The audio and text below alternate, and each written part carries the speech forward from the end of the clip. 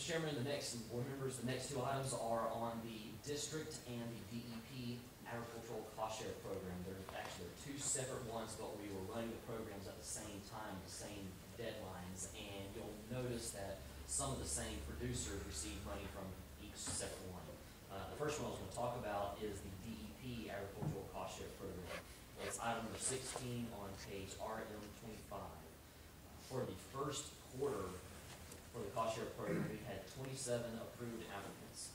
If you remember back in October, the board approved the executive director to enter into a contract, or enter into an agreement with the Department of Environmental Protection for agricultural cost share for growers, and this was not to exceed $900,000. The funds are going to be used within the Santa Fe BMAP area and the proposed Swanee BMAP area, which is considered impaired waters.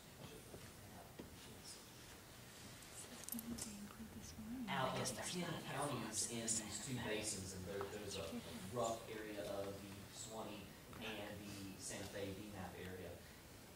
But out of the 10 counties in this area, in the first round we approved applicants in 7 of these 10 counties. And one thing that you'll notice is, hard to see the detail, but the growers who only receive irrigation retrofits are those that are in green. The growers that only receive the fertigation systems are those that are in blue, and those growers who receive both are those that are in yellow. So we had a pretty, I would say, a very successful first round with these. The application period was actually fairly short because we want to make sure we can get them to you today. It looks like that brand new long The period lasted from October 10th to November 5th, or excuse me, 2nd. The first round, even with this quick turnaround with this program and our next, we had comments from our receptionists that our fax machine was smoking from the amount of fax that came in with applications. The first quarter, we included 46 pivot retrofits. The groundwater savings from these are estimated at 736 million gallons annually, or just over 2 million gallons per day. We did limit the growers to 5 systems each round. That way we tried to, again, spread those cost share dollars out as far as we could. And I will mention that in the first round, even though we limited it to 4 irrigation systems, we did have some growers who requested for more than 12 systems. So there was a high demand for assistance. Besides the irrigation retrofits, we also included 39 fertigation systems, and this was helped to reduce the use of dry granular fertilizer in the basin. And out of 39 systems, 26 were portable, so they could actually move to multiple center pivots, multiple irrigation systems within the growing season, and 13 were stationary. The estimated nitrogen eliminated in these basins will be somewhere around 680,000 pounds per year.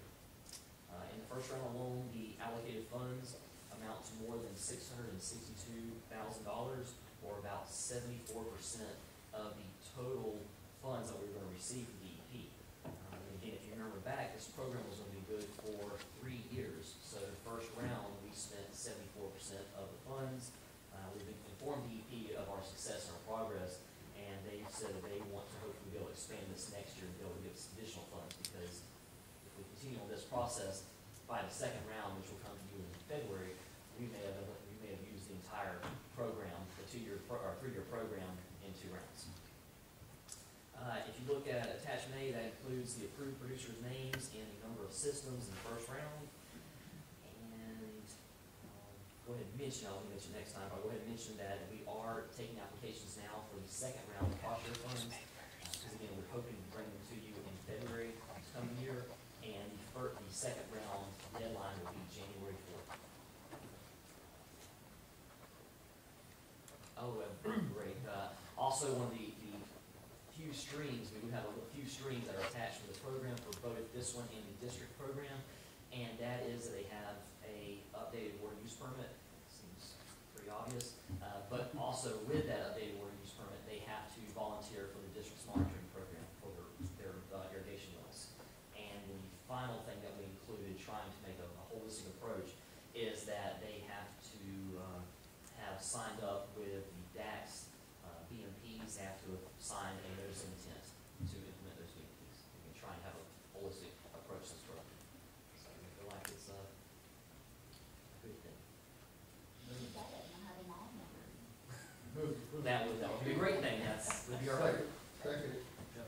second, any discussion? I just have a question, and I think I can, if it's okay, just to ask Kevin. My understanding that this was supposed to be used for the Santa Fe River Basin, how did it expand to the Swanee? The expansion actually came from DEP when we were talking with them, what can we do the best to be able to use the funds. And that's when they said that since we're moving, we have proposed Swanee BMAP. We want to make sure that we can, again, get out there, have a big bang to start with, and knowing that the Swanee is also impaired. And so that, and I guess we can go back to our map. We actually had a good distribution, you'll see, in the basins between the Swanee and Santa Fe. Pretty even between the two of which ones actually received funds. But that was actually something from DEP talking to them. And they're the ones who kind of came back with, let's make sure we expand that into these impaired waters. And what we think of as the middle and lower Swanee, they consider as one Swanee Basin. Those are also considered impaired waters, and that's where the upcoming BMAP will be for those in that basin. Because I haven't read that anywhere other than today. Again, initially, it was only going to be for the Santa Fe, but that's something that while we were going through the negotiation and contract process, they opened it up and spread it out to be able to do both basins. They being the DEP? DEP does. Okay. I've got a second public information request to add to this. How does just retrofitting the irrigation to low volume improve the water quality? This is Basin Management Action Plan money for lowering nutrients. How does just retrofitting irrigation without adding fertigation? Initially, it was for both. It was not only water quality. They were trying to do both water quality. But they didn't say that in any of the meetings. That's somewhere in the documentation that you have. This is the Basin Management Action Plan for reducing nutrients for the total maximum daily load. They actually, when negotiating with us, when talking with us, they opened it up for both because they, again, understand that water quality is tied to water quantity. And so they were trying to help reduce reduce the water quantity demands for these growers. They can improve the water quality throughout the spring. Okay, I'll reflect Mary Lee's question. Is that anywhere in any of the documentation y'all have, or is that just? Absolutely, yes. Okay. We've got the contracts and everything. I'd like to request a copy of those, but I'll email somebody about it. Any questions? All in favor say aye. Aye. Opposed, same sign. Motion carries. Thank you, Mr. Chairman. The last item I have today is going to be the district-wide ag conservation, water conservation cost share program. This is item number 17, which is on page 27. Again, this is district-wide ag conservation, or ag water conservation cost share program. This again is the first round. In that first round, we had 32 applicants that were approved. In October, again, as you remember, the board authorized $1.5 million from the reserves for the agricultural cost share program to do water conservation practices, alternative water supply programs. And in the first round, out of our 15 counties in the district, the first round we approved applicants in 7 of those counties. And the one thing you will notice is that again, it's the orange color. Those are the ones that are for the irrigation retrofit. You'll notice where they're located normally at the top of the basin, and that's because the ones who are located farther down the basin will cover the DEP program. As any good person would say, I would rather spend other people's money than ours, and so that's what we did, we spent DEP's funds first for those retrofits.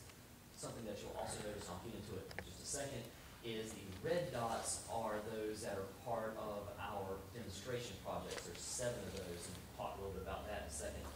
And the blue are the ones that are more for the management tools, and we'll talk a little bit about that in just in a second. So, again, same period for applications, October 10th through November 2nd. The first quarter included 11 center pivot retrofits, and again, those are the ones that are actually outside of the Swanee and Santa Fe Basin. They were in the upper Swanee, Wapaha, Wibblacoochee, or in the upper Swanee. The groundwater savings are estimated at 176 million gallons annually, or about 500,000 gallons per day for those 11 center pivots that will be retrofitted. Again, those are the ones that's in orange on the map. The others included the 2 demonstration projects we mentioned.